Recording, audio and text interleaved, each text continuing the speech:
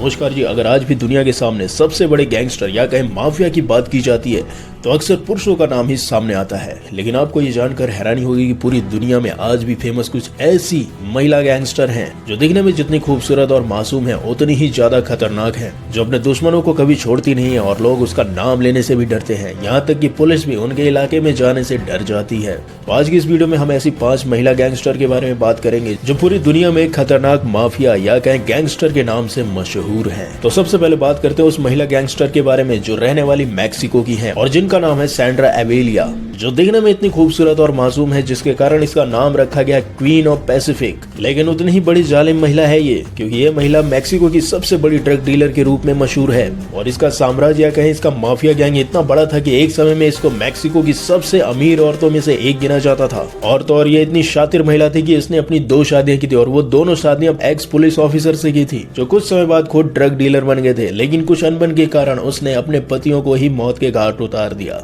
और सैंड्रा को अब तक का सबसे स्मार्ट गैंगस्टर माना जाता है क्योंकि उसने 2 पुलिस कर्मियों के साथ मिलकर अपने गैंग की शुरुआत की थी और ड्रग डीलिंग का काम शुरू किया था। लेकिन अब अगर इतना बड़ा कांड करेगी तो कभी न कभी तो पकड़ी जाएगी। तो ऐसा ही साल आया 2007 में जब उसको ड्रग ट्रैफिकिंग के केस में गिरफ्तार कर लिया गया था। लेकिन ये गिरफ्तारी कुछ ज्यादा दिन तक नहीं चली। 2015 में इसको बेल भी मिल गई थी। लेकिन आज भी इस पे चोरी डकैती फिरौती के काफी केस चल रहे हैं, लेकिन इससे इसको कोई फर्क नहीं पड़ता है और आज भी लोगों के मन में इसके प्रति खौफ है, जिसके कारण ये मैक्सिको की सबसे खतरनाक गैंगस्टर बन जाती है। और इसी तरीके से दूसरी एक और मैक्सिको की महिला गैंगस्टर आती है जिसका नाम है मेलिसा। और इस महिला को दुनिया की सबसे बेरहम गैंगस्टर में से एक माना जाता है और ऐसा कहा जाता है कि अंडरवर्ल्ड में इसका नाम ला चाइना के नाम से फेमस है। और तो और पुलिस के मुताबिक ये अपना गैंग चलाती है जिसमें 300 से ज्यादा लोग हैं। और मेलिसा के इस गैंग का मेन काम है ड्रग ट्रैफिकिंग और लोगों की कॉन्ट्रैक्ट किलिंग करना, जिसमें काफी फेमस है। और तो और मैक्सिको से लेके अन्य देशों में इसके नेटवर्क फैले हुए हैं और ऐसा कहा जाता है कि इसने कम से कम 150 से ज्यादा लोगों की हत्या भी कर रखी है। लेकिन 20 सितंबर 2015 में इसके गैंग को डिस्फ्यूज कर दिया गया और इसको गिरफ्तार भी कर लिया गया है, जो आज के समय में जेल में है। लेकिन जो मैक्सिको की इंटेलिजेंस पुलिस है वो आज भी ऐसा मानती है कि इसके गैंग आज भी सक्रिय है। और अब बात करते तीसरे उस आतंकवादी महिला के बारे में जिसका नाम है समंथा लुथवेट और जिसने अपना धर्म परिवर्तन करके अपना नाम सेफिया लुथवेट रख लिया है और जिसको जुर्म की दुनिया में व्हाइट विडो के नाम से भी जाना जाता है। वैसे तो ये ब्रिटिश की एक भागी हुई आतंकवादी महिला है जिसके ऊपर आरोप है 400 लोगों की जान लेने का, क्योंकि ऐसा कहा जाता है कि लंदन में हुए 7/7 बम धमाके में इसी का हाथ है। और तो और ऐसा भी कहा जाता है कि केन्या के विश्वविद्यालय में हमला कराने के पीछे भी इसका हाथ है जिसमें 148 लोगों की जान चली गई थी। और तो और ये आतंकी महिला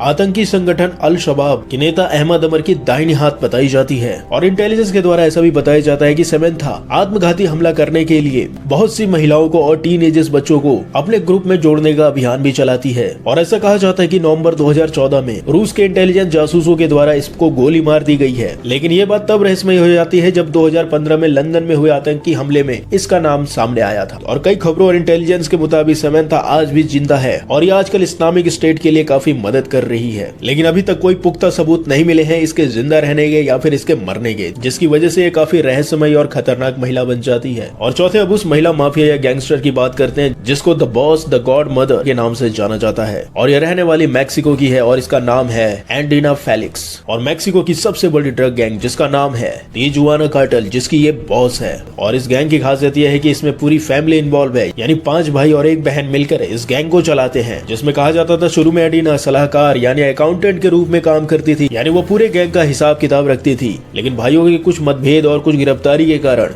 इसने इस गैंग की बागडोर खुद संभाली। और मैक्सिको के ड्रग एनफोर्समेंट डिपार्टमेंट के अनुसार एडिना दुनिया की ऐसी पहली महिला है जो इतने बड़े ड्रग रैकेट को अकेले ही संभालती है। और इसके गैंग के बारे में ऐसा कहा जाता है कि इतना खतरनाक है कि अगर कोई व्यक्ति इसके गैंग के अंदर पड़ गया तो वो निकल नहीं सकता है और अगर किसी ने धोखा दिया तो उसकी सीधे जान चली जाती है। और ऐसा कहा जाता है इसको आज तक पुलिस पकड़ भी नहीं पाई है कि ये कहाँ रहती है, जिसके कारण से लोग इसे काफी इंटेलिजेंट और रहस्यमय महिला भी मानते हैं। और अब बात करते हैं 5वें उस खूबसूरत सी महिला गैंगस्टर के बारे में जो एक समय पर इंटरनेट पे काफी मशहूर थी और दिखने में काफी खूबसूरत थी, जिसकी वजह से उसको मैक्सिको की किम कार्दाशिया के नाम से भी जाना जाता था। और वैसे तो इसका नाम है क्लाउडिया ओचोवा फेलिक्स जो रहने वाली मैक्सिको की ही है। और इसके बारे में कहा जाता है कि इस लेडी ने अपना गैंग खुद बनाया और ये गैंग इतना ज्यादा सक्रिय था जो आज तक कभी पुलिस के चक्कर में ही नहीं पड़ा। लेकिन इतनी ज्यादा खूबसूरत और दिमाग से तेज होने के कारण इसके काफी सारे दुश्मन भी बन गए थे, क्योंकि ऐसा कहा जाता है कि जब ये एक पार्टी से होकर अपने घर आ रही थी तो एक संदिग्ध व्यक्ति भी इसके साथ रात था और जब अगली सुबह हुई तो इसकी लाश इसके घर पे पड़ी हुई थी। और जब डॉक्टरों ने इसका पोस्टमार्टम किया तो ये बात सामने आई कि इसने ड्रग का ओवरडोज लिया था, जिसके कारण इसकी मौत हो गई। लेकिन कुछ लोगों का ऐसा मानना है कि उसी संदिग्ध व्यक्ति ने इसकी हत्या की थी। तो एक तरीके से इसकी मौत रहस्यमयी बन के रह गई है। वैसे इसकी मौत 14 सितंबर 2019 को हुई थी। मात्र 32 साल की उम्र में इसकी मौत हो गई थी। लेकिन ऐसा कहा जाता है जब तक ये जिंदा रही है इसने माफिया के रूप में अपना नाम काफी फेमस कर लिया था।